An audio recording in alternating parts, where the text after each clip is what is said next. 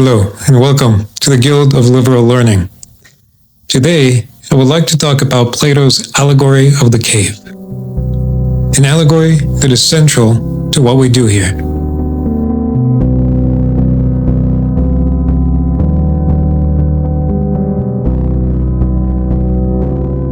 In Plato's Allegory of the Cave, you have people born and raised in chains in a cave. In front of them, there is a wall. Behind them, there is a flame, a fire. Between the fire and themselves is a walkway. People carry objects through this walkway.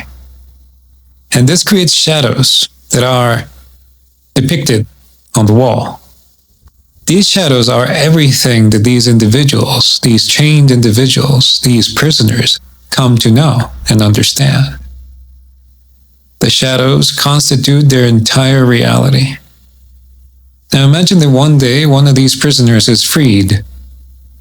They come out of the cave, and just like we've all experienced what it's like to move from a very dark room to one with light, it hurts.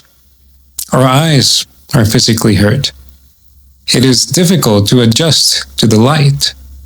And so this prisoner, now staring at the sun, is in pain. In time, he comes to learn how to live in this world, this new world outside of the cave. And in his excitement, he comes back. And he wants to alert all the others. However, to do that, he must be standing in that very same walkway where all the objects were carried. In a sense, this person is now just another object, another shadow on the wall. So the rest of the prisoners don't know quite what to make of this. It's just another shadow.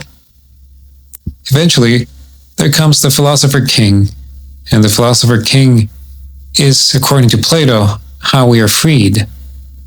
This strange figure is, in a way, our savior, our path out of the cave.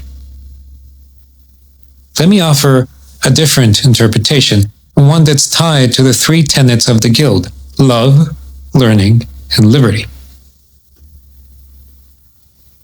I think the fire behind the prisoners being us, is desire. It is love. It is eros. It is the first and the last movement.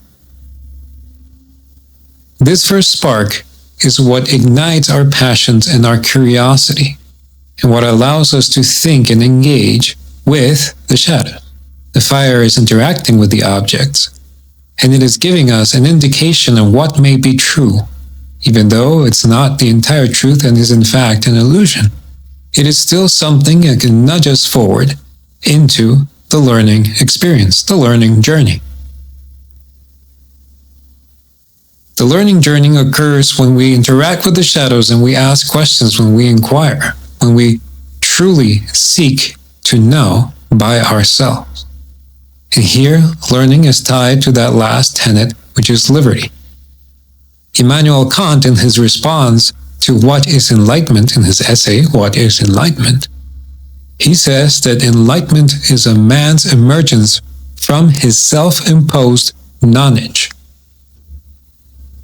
Once we truly understand what that means, that nonage or immaturity is self-imposed, we begin to realize and actualize our learning and liberty.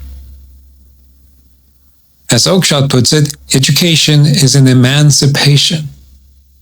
It is through education and learning that we are freed.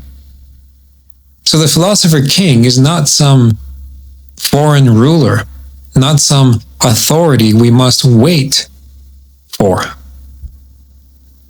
The philosopher king is our truest selves.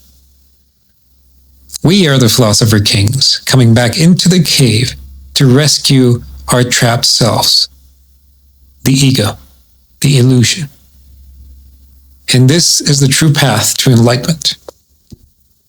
This is a reconnection with ourselves. This is a recollection. For Plato, learning is a discovery process, a kind of remembering. If you're curious and you would like to learn more, I invite you to our first Nexus gathering at the Guild via Zoom on Saturday, August 16th, 9 to 3:30 p.m. There will be breaks in between sessions.